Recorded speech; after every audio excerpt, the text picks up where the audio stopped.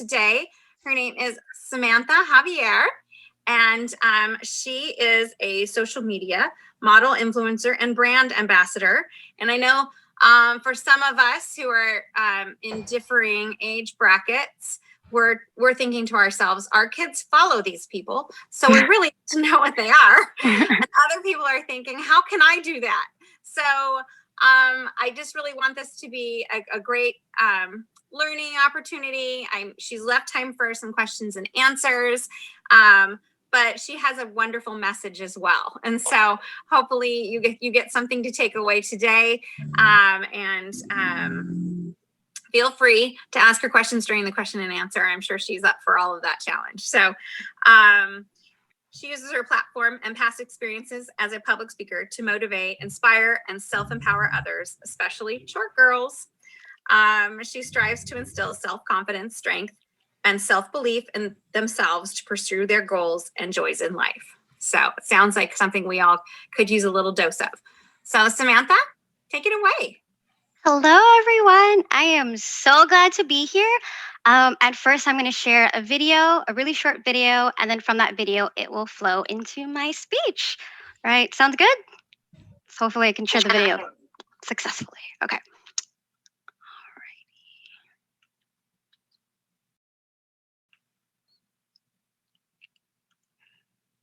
Can everyone see that? Derek, can everyone see that? Okay. Now, yes. Can everyone hear this? Okay. And here we go. Oh, we still see you now. I don't know what happened. For a minute, it was there, and now it's gone. Oh, okay. Let me see what happens. Ooh. Here, I could see the video. Yeah, I can see it on my side. I cannot see it and hear it.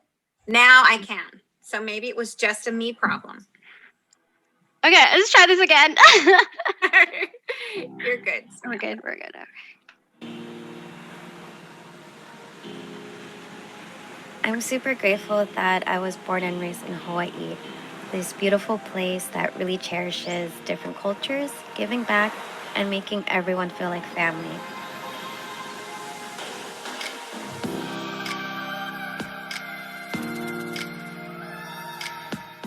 I'm incredibly blessed that my dad also raised me with those values. My dad literally came from nothing. He grew up in poverty in the Philippines to retiring as an E7 Chief Petty Officer for the U.S. Navy.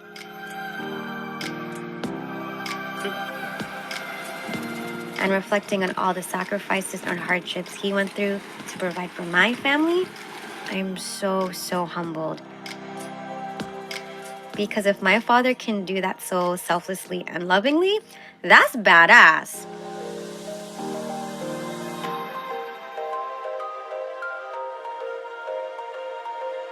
Because then as his daughter born in America, I absolutely have the opportunity and capability to impact and inspire others the way that my dad inspired me.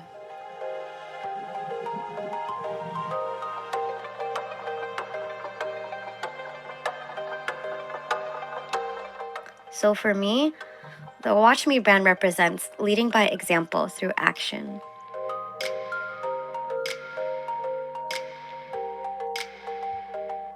So watch me on my journey to create a legacy.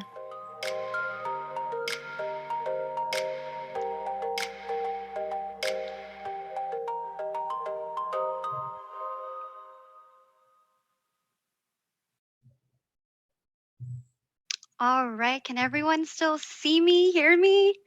Okay. Now, sorry, I had to take a moment because when I watch that video, sometimes I get kind of choked up because my dad's in it. And so the video that you just saw, it was a brand collaboration video that I did with the motivational clothing company called the Watch Me brand. Now all that confidence you see, that self-belief, that conviction, I really wasn't always like that.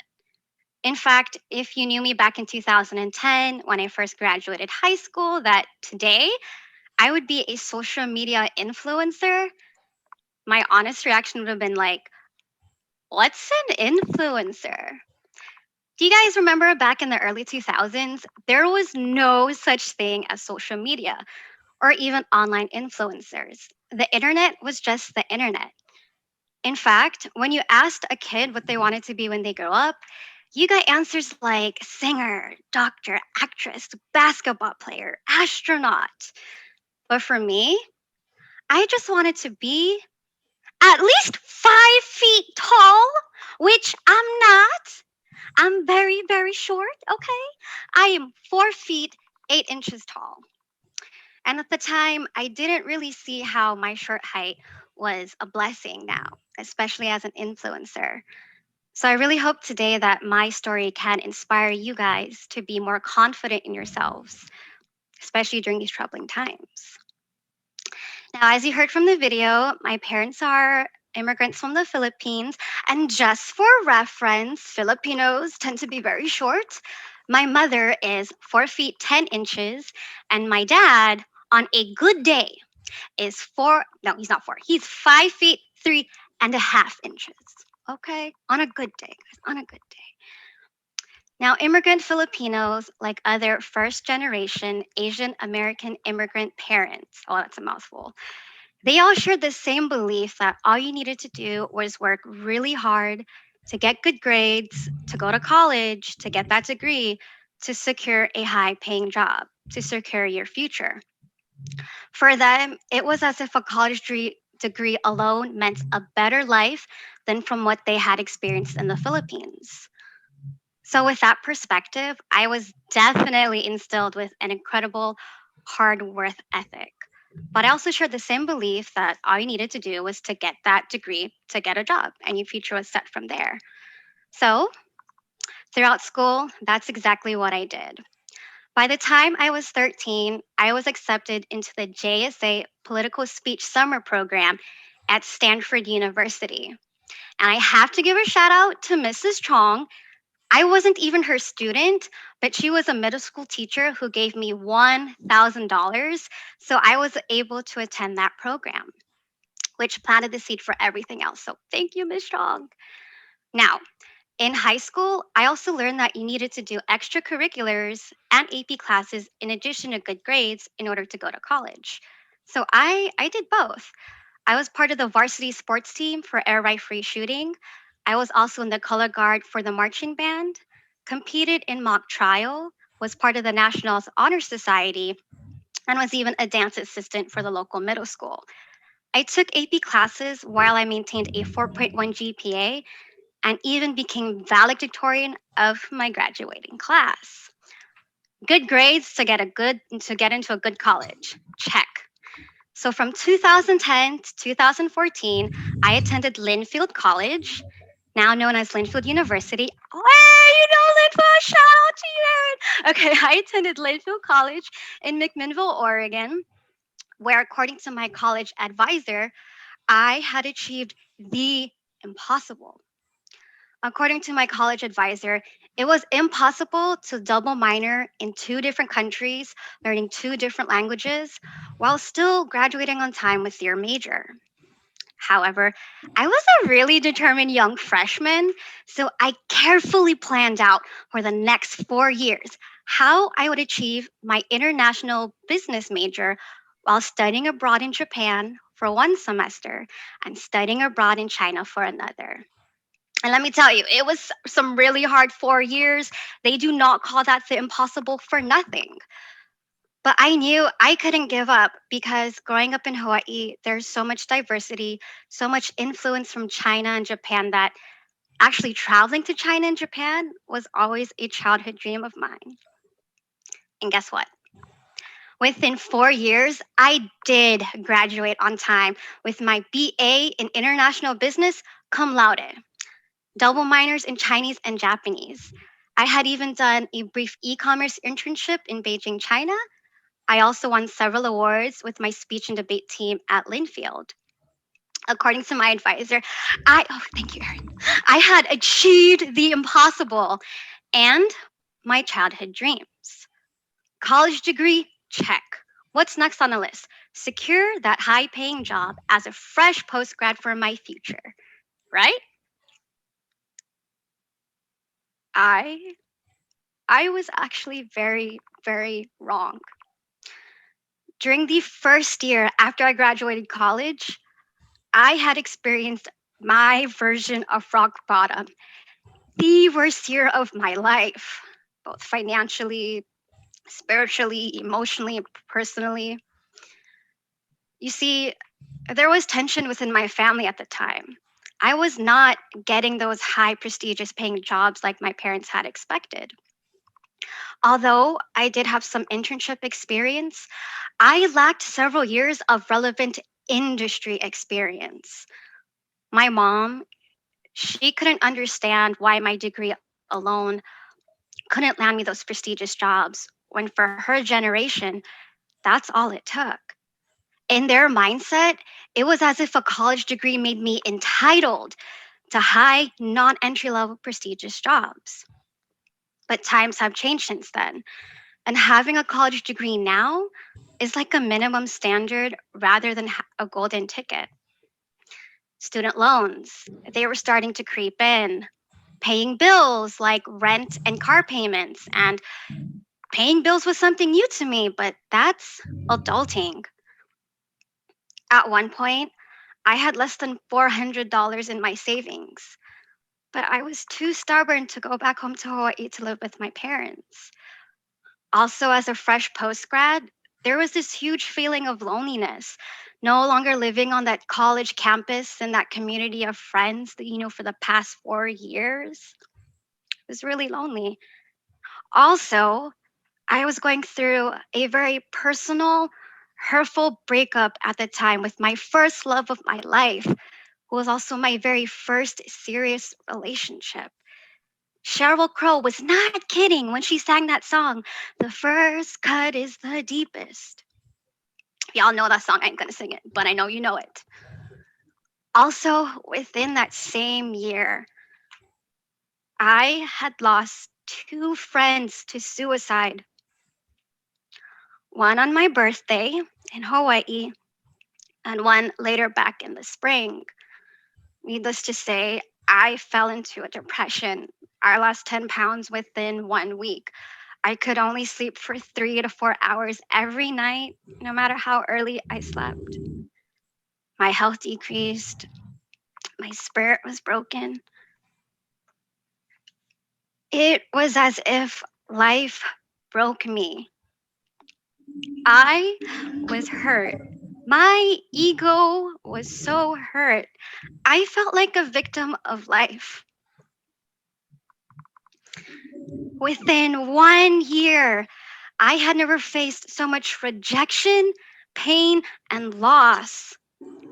How is it for the past 10 years of my life, I was able to accomplish so much and achieve so much success, but yet now it felt as if life blindsided me, as if everything I had worked towards was for nothing. I did not believe in myself anymore at that time. At times, resentment kept coming in because I knew people who worked at Nike headquarters or who worked 6-digit income earning jobs who never went to college. Meanwhile, people on social media, my friends, they were posting about all their early successes in their early corporate careers. So, how is it that now I'm failing in my own life? I kept re examining my life. Where where did I go wrong? You know, after a lot of time and reflection, I realized I was really good at school because that's all I did my whole entire life up until that point, from kindergarten to college. That's 16 years. Usually, when you do something for 16 years, you tend to be really good at it. But that chapter of my life was over, and I'm starting back all over again, a new learning curve. And to get good, it takes time. So on September 22nd, 2015, at 3 a.m., I still couldn't sleep because of depression. I wrote a handwritten letter to myself. It's a letter that I still keep on the wall. It's 3 pages long, but don't worry, I will give you the shortened version. Dear self, do you remember in high school and college, you were so stubborn and ambitious with what you wanted that you didn't care what other people thought? Or you proved them wrong by achieving your goals and your dreams? Yes, your families and friends called you crazy, but they respected you for that. You always dreamed of winning public speaking competitions and even traveling to China and Japan, which you accomplished. Your advisor said it was impossible, but you found a way. Remember Mrs. Chong who gave you $1,000 so you could go to Stanford University? It's because she believed in you. People believe in you. You proved to yourself before that you can accomplish your success and your dreams. Now dream again and dream even bigger. Mama and Papa, they came from a third world country. You live in a first world country. That's no excuse. Be grateful for that. Anything worth something of significance is not without adversity or challenges or experiencing the lows and the mistakes. But that's okay because that's where you learn the most. That's where you grow to be stronger. The universe and God, they will not give you hurdles or obstacles you are incapable of overcoming. Be grateful, be humble, always have humility. And most of all, when you feel like giving up on yourself or have self doubt, remember the people who believe in you and the people you want to help instead. You can only really help them when you lead by example. Take care of yourself and love yourself. Also, please be patient. Life is not a contest. Don't compare yourself to others. Everyone's journey is their own, but learn from their successes. This is a promise to myself to be the best I can be. Samantha Javier, September 22nd, 2015. I have to be honest with you, ladies. It really wasn't till I began preparing for this exact speech event that those aspirations I wrote back to myself in 2015, they have actually been coming true as I became an influencer for these past several years. Now, in addition, or actually at that point after I wrote that letter, I decided to stop feeling sorry for myself and focus on what I could do to move forward. After all, this was a new chapter of my life, a start of a new learning curve. So at the time, financial survival was one of my highest priorities. So I dropped my ego and my pride, and I began working all sorts of jobs. Jobs from test market makeup products, where people called me a scammer to my face, to even working on the assembly line on the floor at the research production plant, where I was one of the only few people who spoke English while everyone else spoke Spanish and had no higher than a fifth grade education, to working as a waitress and hostess at the restaurants, to even working at the state of Oregon government PERS. And I do not regret anything from working all those jobs because through all those different jobs, those different experiences, it made me so incredibly humbled. It was also because of those experiences that it made me so determined to become financially literate and achieve financial freedom. One new concrete goal and dream since college. Now, in addition to financial freedom at, at the time, and because of my breakup, I really wanted to feel beautiful again, to love myself again. And for once, actually look like a young 22-year-old woman at the time instead of a teenager. When you're short like me, I constantly get mistaken for being a 14-year-old or a 16-year-old. It's something that still happens to me today. Like, I still get asked if I want the kids' menu at a restaurant. Hashtag short girl problems. But anyway, I digress. So, to make myself feel better again, to love myself again, I wanted to do something fun, like a photo shoot, like America's Next Top Model, with all the studios, the lights, the hair, the makeup, the clothes. I wanted to feel confident about myself. So, as I researched online, I found a studio called Belle Boudoir, where the photographer Cheryl, she specialized in making women feel confident about themselves through highly stylized photo shoots with themes from like Marilyn Monroe to classy pinups. And she had these amazing, amazing reviews from recently divorced women or from women who just wanted to give a gift to their boyfriends. And when I did my photo shoot, like whoa, like for the first time in my life, I actually looked like a young, beautiful 22-year-old woman instead of a teenager. Like I was so shocked and surprised. Like I was speechless. And more importantly, I felt beautiful again. I felt confident about myself again. Now, no one knew I was doing this photo shoot. So when I showed these photos to my close family and friends, they were just shocked and surprised as I was. Like, oh my goodness. But, shocked in a good way. Some of my friends who were models in Seattle, they then encouraged me to do some social media modeling, to do some TFP modeling. And then at first I was like, no, because I did that photo shoot for me. It was for me. But then I thought, to love myself, take care of myself again, why not? This could be a fun hobby. So I did that. As a result, I started getting my health back on track, working out, getting back into breakdancing to help stay fit. I wanted to physically feel strong again. As I did more modeling, I geared my content and my post towards body positivity and empowerment. And slowly, I gained some followers on Instagram. Then one day, one of my former coworkers, I'll call him my side hustle mentor, we got into this conversation about ambitions and goals. And then he asked me, when I showed him my social media modeling, he asked me, hey, Sam, why don't you pursue acting? There's a niche for short, petite young women like Buffy the Vampire Slayer.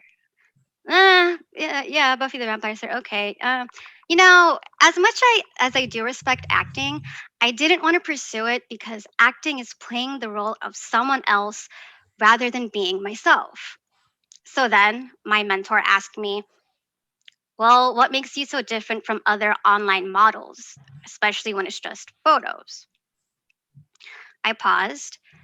I knew from previous modeling competitions that I didn't have the traditional tall model looks or those exotic gorgeous faces, which is why I usually lost those modeling competitions, but I knew I had an edge because when it came to speaking, I had the most well-spoken, not cookie cutter answers when it came to the questions.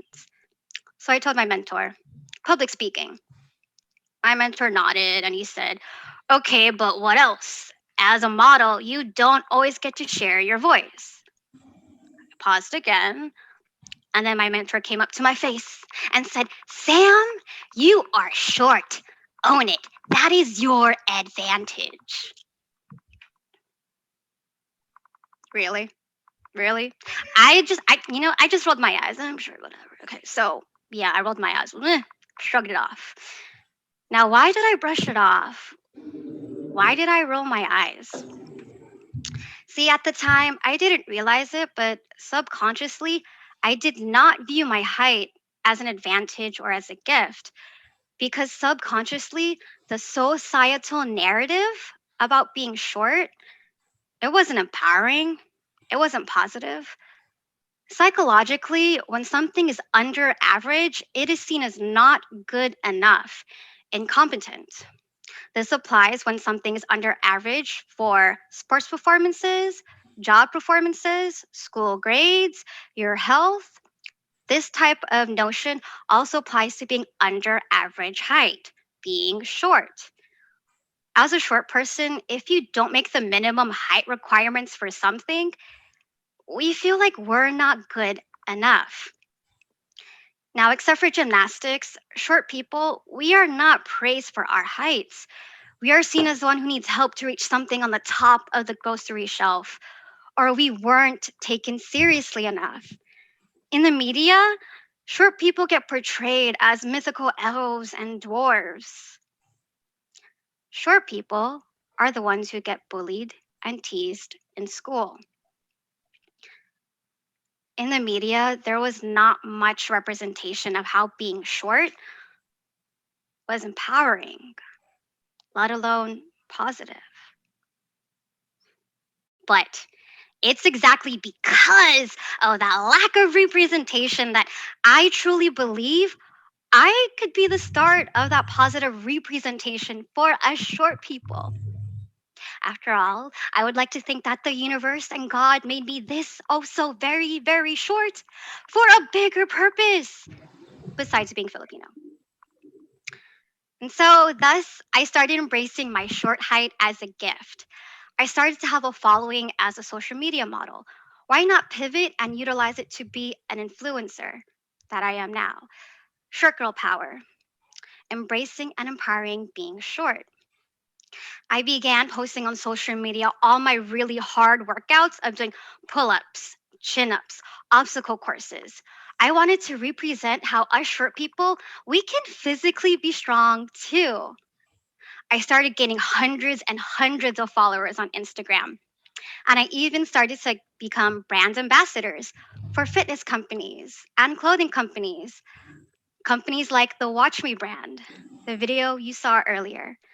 DMs and comments were coming in about how I was inspiring short people and even little girls. However, there is one message in particular from LinkedIn that really it just sticks with me to my heart today. The message from LinkedIn comes from a senior consultant in the chemicals industry from Pittsburgh. His name is Bob. Bob has a granddaughter named Amanda, who, at the time, she felt so unimportant about herself because at her height of 4 feet 10 inches, she was the shortest person on her mixed gender hockey team. She felt that her height was a disadvantage. Now, Bob had seen my content on LinkedIn. He saw my post of how I was a strong, short, young woman with a positive quote, badass, end quote, attitude about life. Bob had shown my content to his granddaughter, Amanda. And so it's some positive reinforcement that Amanda received. And from seeing my LinkedIn, in her next hockey game, Amanda scored the game winning point in an overtime shootout.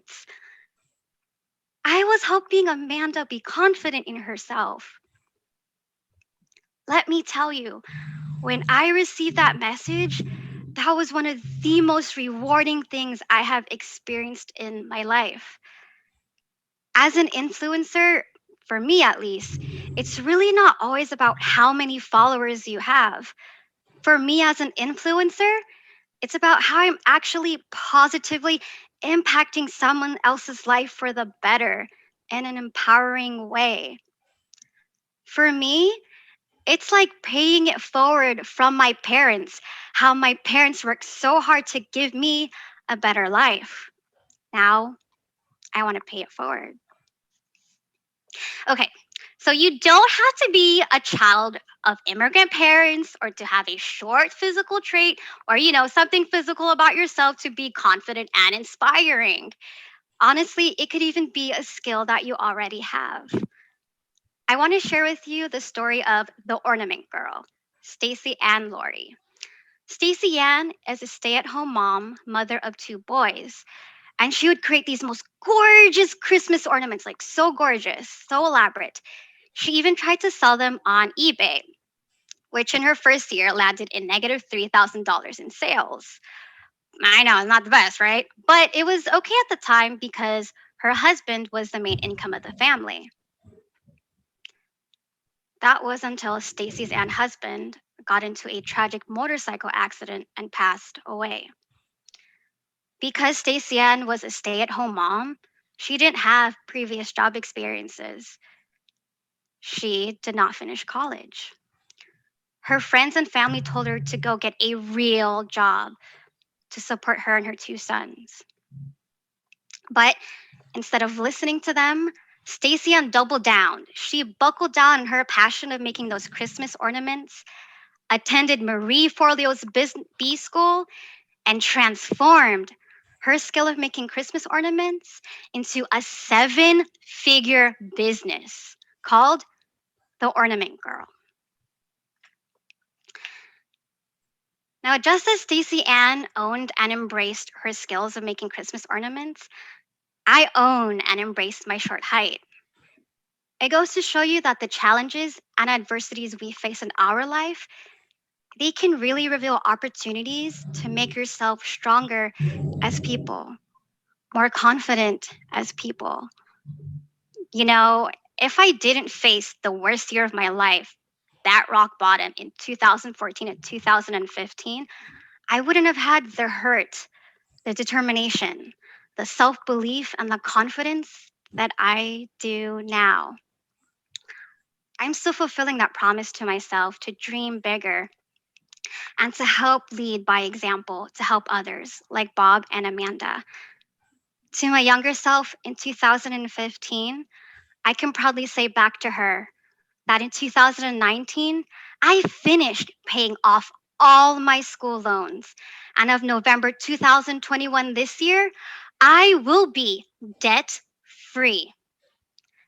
Throughout my journey as an influencer, I've had the privilege to be part of music videos that gave academic scholarships back to kids in Tanzania, to being featured on the Two Kamai American Sisters blog, representing Asian Americans, to being on the Digital Marketing Masters podcast last November.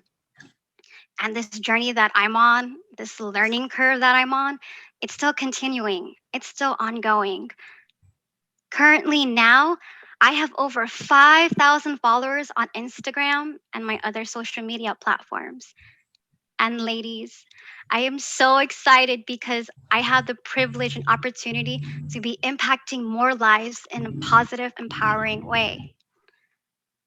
So for all of you here today, PWA, I really do hope that the story of the Ornament Girl, Stacy and Lori, and my story really inspired you to reflect back on your own lives, the challenges you are experiencing or will experience, the learning curves you are on, and how you can grow to be confident in yourself from overcoming them. Thank you. That is awesome. Thank you, Samantha. What a great story. And, I think there are so many little messages in there that we can all relate to.